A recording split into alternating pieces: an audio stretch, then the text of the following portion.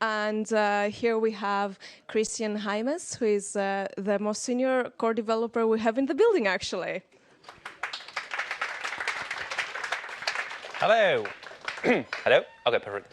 Welcome to the afternoon of day one of PyLondinium. Thanks all for attending, and thanks for actually paying your tickets, because you're going to pay actually the travel of the core developers. In September, we're doing a sprint here, a meeting with the core developers at Bloomberg, and you're funding us. Thank you. So, hi, I'm Christian. I'm from Hamburg, being Python for oh yeah, I usually use a wide screen because low contrast, but these displays are amazing. So I'm a core developer, actually, okay, the date's wrong, since 2007, actually, October, and maintaining mostly security stuff at Python. I'm also employed by Red Hat, working on a software stack called FreeIPA, which is identity management, a bit like Active Directory. And this talk is going to be about TLS SSL. And the agenda and takeaways for this talk is I want to give you like a high-level view what's going on if you do like HTTPS or open your browser, go to a website. Quick introduction to the SSL model, a bit like 3 minutes crypto 101, TLS handshake, how certificates and public key infrastructure work, a peek preview at TLS 1.3, and finally some books and resources at the end. So this actually 3 hours of material condensed into a 45-minute talk and then shrink down to 20, hopefully 25 minutes. So I need to rush that a bit. Sorry for that. I will upload the slides after my talk at that address. So this talk is under CC license, and I have some assumptions. So only assuming Python 3.6 or newer, and some things only work in 3.8. New version of SSL, new version of TLS, because the old versions are really bad, and also modern crypto. So I don't get all the pitfalls of bad old crypto which you can use in old versions of SSL.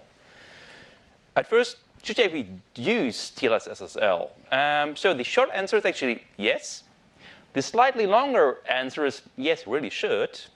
And there are a couple of reasons for that. And most people think, oh, it's very complicated, it's also slow, but there's actually only one performance issue. It's not yet widely used enough. And the rest can be optimized. And these days, in most cases, it's actually faster to use TLS SSL, which Troy Hancho with a nice animation. So that's loading a web page with lots of resources over HTTP. It takes like 8.5 seconds. No, almost 6 seconds. But if you go to HTTPS, you do like bam.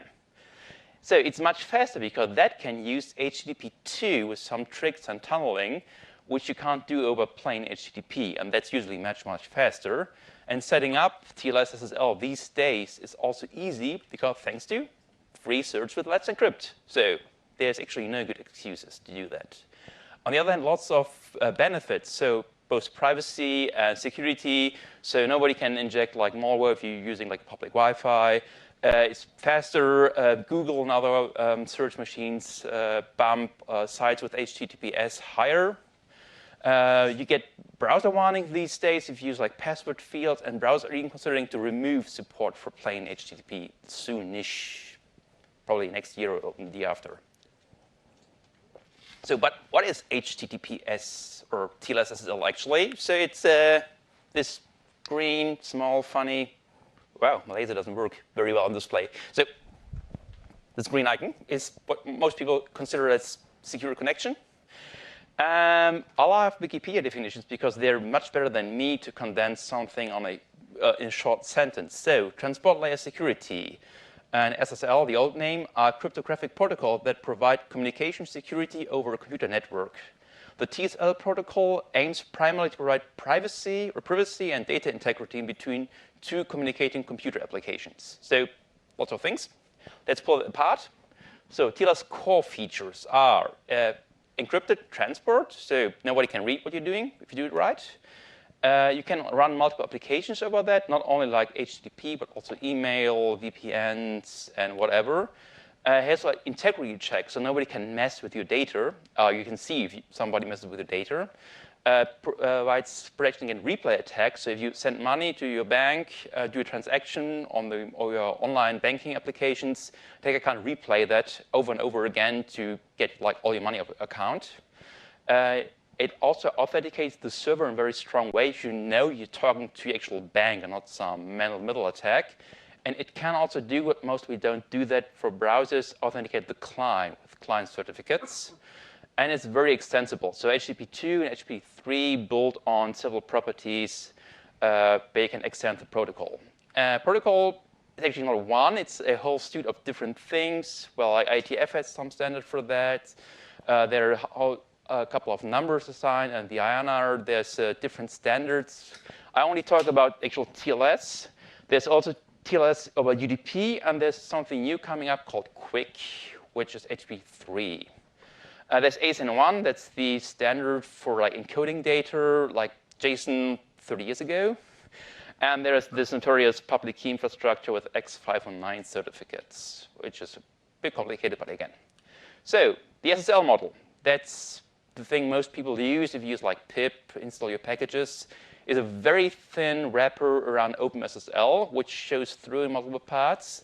The most important bits and pieces are this SSL context thing, which maps to SSL CTX pointer in OpenSSL, which is your configuration space, where you configure how you do the actual connections.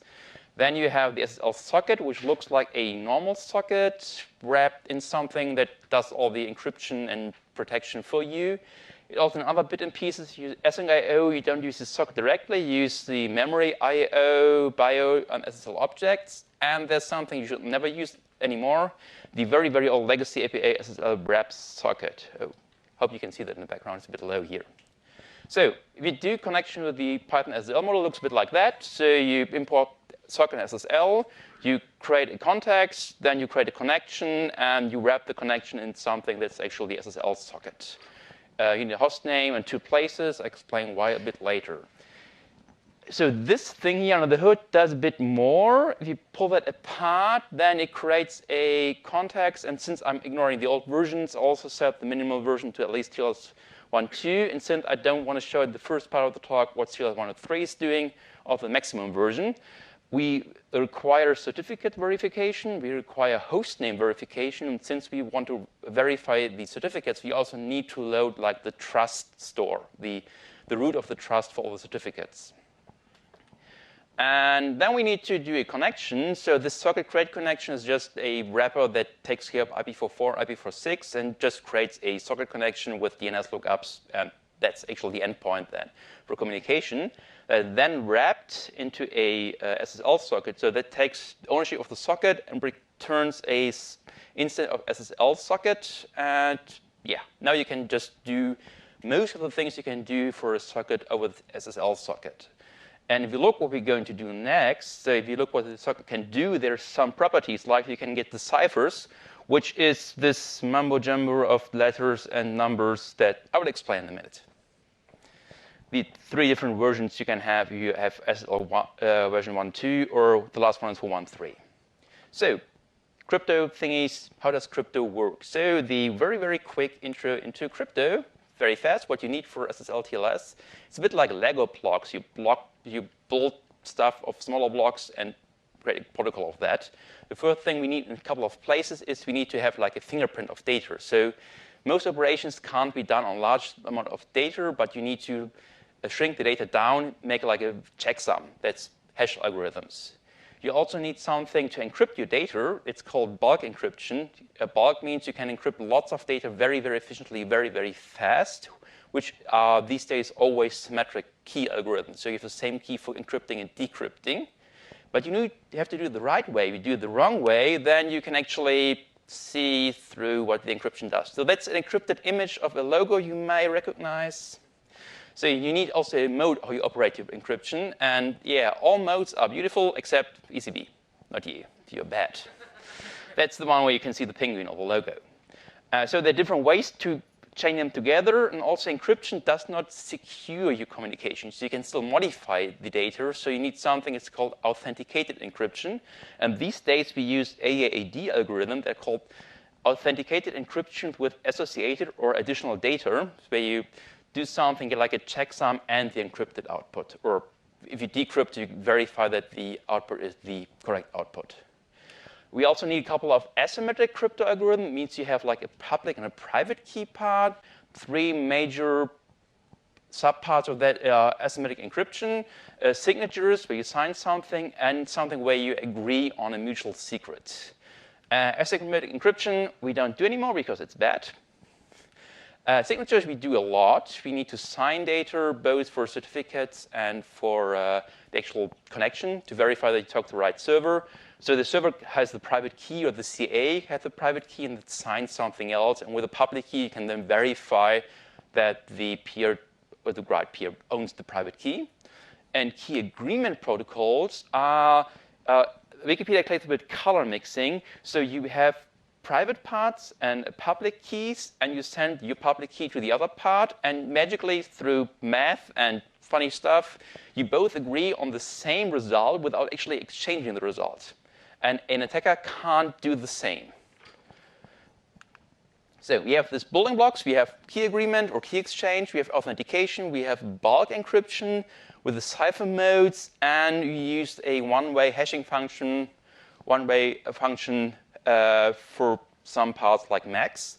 And these build up this lovely acronym. So that's TLS with elliptic key Diffie-Hellman key exchange with RSA certs, AS228 for bulk encryption in Gauss counter mode with SHA-256 as MAC algorithm.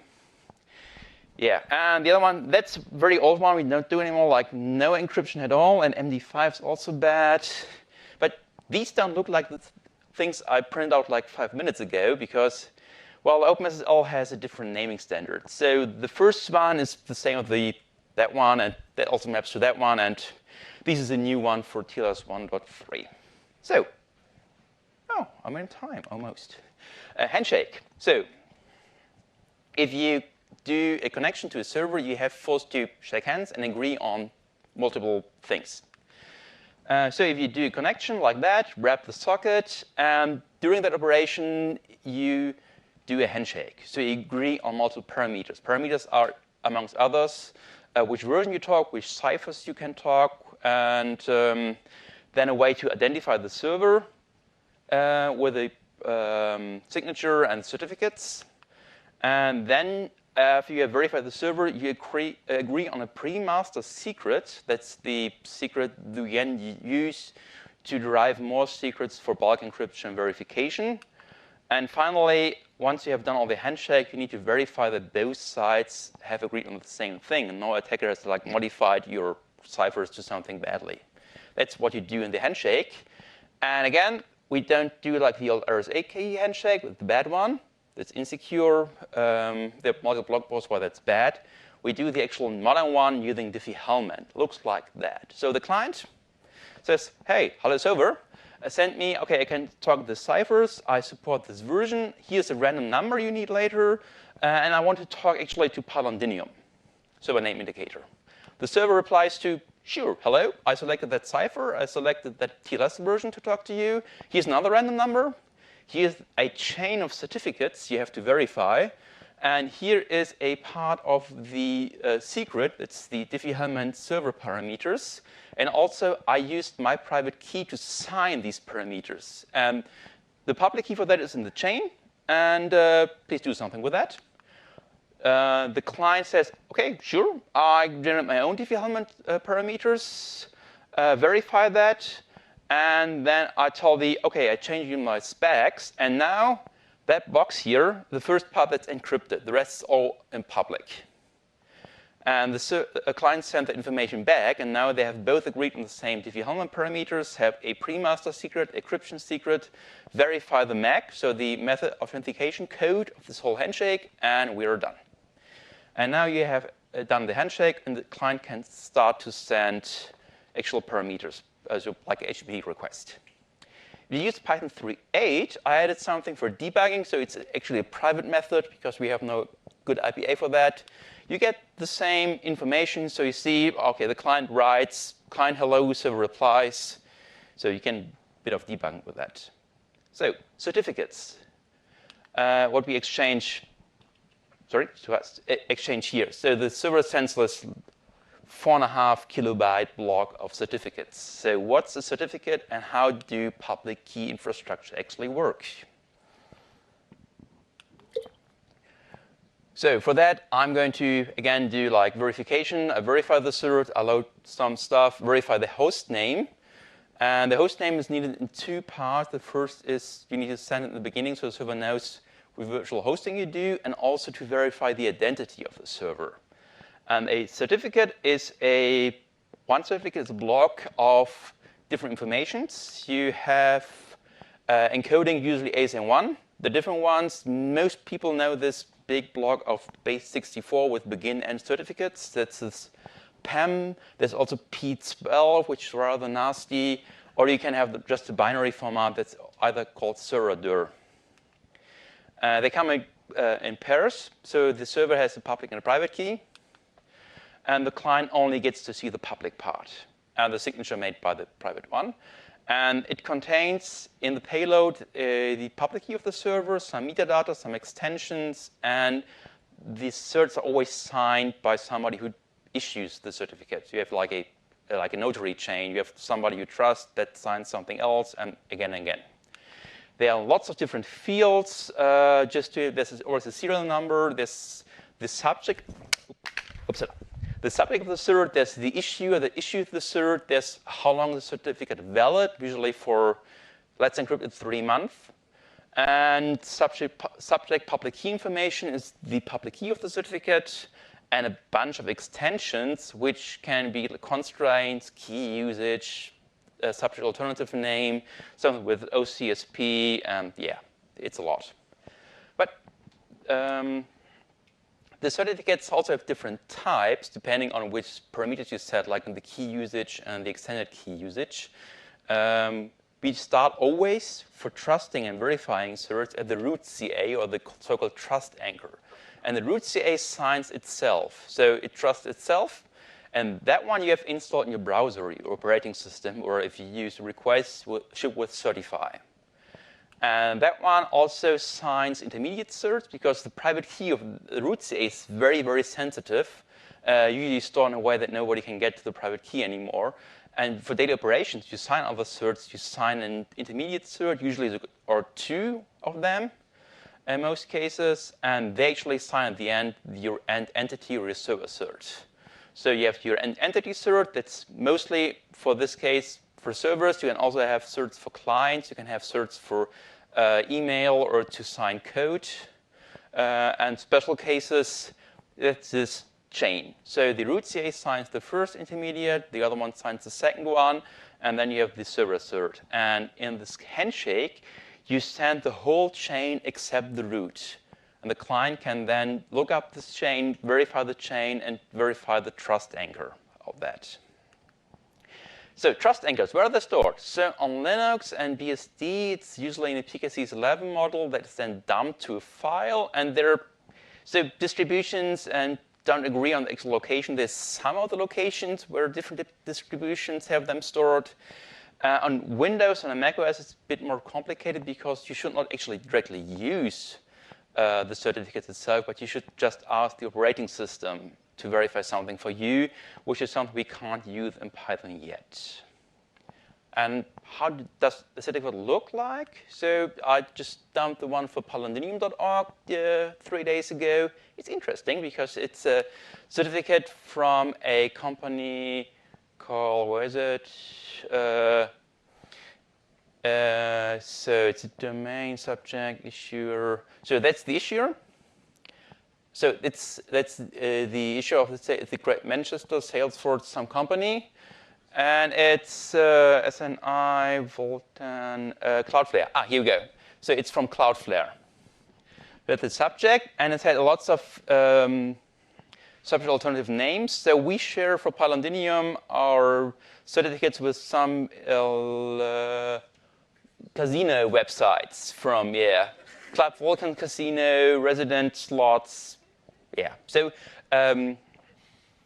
Cloudflare hosts websites a lot, so they share the same IP address and the same cert with a whole bunch of other ones. And remember, at socket, I'll always supply the host name, because it's not only important to validate that the chain is correct, you also have to validate that the end certificate actually supplies to your host name. So if you don't verify the host name, then I can send you just any certificates, And yeah, you must make sure that it's also matched with the host. And that's very complicated. In Python, we had like now 7 bugs. While updating the talk, we had a new bug coming in, which is not very critical, but still. So verifying that yourself is hard. And since 3.7, I switched to use OpenSSL. OpenSSL does this the right way. And if there's a bug, it's not my fault. So TLS 103, very, very quick. So TLS 103 is a new standard, came out last year. It killed lots of bad crypto. Horror story, this list is a whole list of horrible old crypto things. Use lots of shiny new crypto things. For example, it only uses the authenticated encryption algorithms anymore, only them. It improved the protocol in lots of different ways. They learned a lot from past mistakes and past attacks on TLS SSL. It's also much faster because what the client does, it does a one round-trip handshake. So the client makes an educated guess and says, well, you probably use that kind of Diffie-Hellman parameter, so I send you a key share. The server says, yep, OK, I like that key share. And we're done.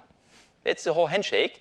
And important to know is the certificates you get from the server are encrypted. The certificate chain here is already encrypted. So another one listening to your traffic can't see which certs you're getting. There's still the server name indicator. The host name is still not encrypted. That's work in progress.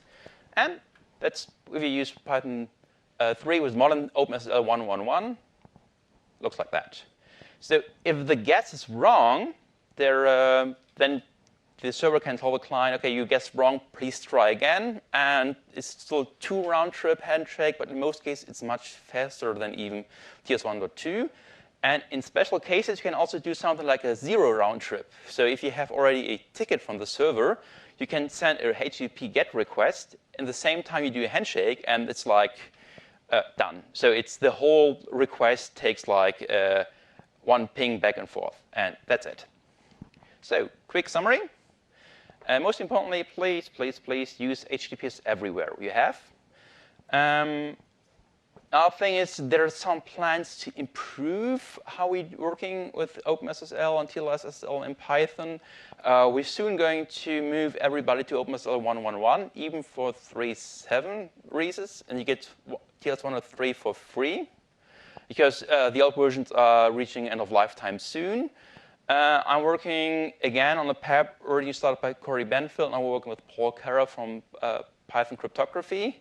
And also have plans to replace certified package with something more sensible. To close this talk with a quote from a famous Roman, Ceterum censeo certifinem esse delendam. So it means should be destroyed. By the way, I'm considering, or I actually don't know how to translate that into English. Ceterum censeo. Any Latin speakers here? OK, I had Latin in school. And also, there's work on HTTP 3, UDP, Quick. Quick is not actually TLS. It's something even more interesting, which builds on top of parts of TLS. I think Tom is in the audience. Tom is working on fun stuff, so soon to be announced. If you want to learn more, I highly recommend, especially the book on the right side. That's now like 3 years old, but still the best book. Doesn't cover TLS 1.3, but explains the whole public key infrastructure very, very well. For general crypto things, that book is easy to understand and pretty modern. Jean-Philippe Amasson. And several resources. So SSL Labs is really good. If you want to optimize your TLS stack, is tlsfastjet.com. It's from the same guy who makes Heffer Bean Pwned. If you want to dig deeper into the handshake, there's Ulf Heim made an interactive website where you can explore each bit and byte in the handshake and explanation what it does. And this talk is a bit older, like 3 years now, from Filippo. Explains TLS 1.3 and lots of obstacles that took, because they wanted to actually release 1.3 like 4, 5, 6 years ago. I think 2014 was the first try they released that, and they were running lots of issues. And Let's Encrypt is great. And if you don't want to have like public CA, well, the software I'm working on also has a public key infrastructure server. And that's it, right? Oh, on time. Wow.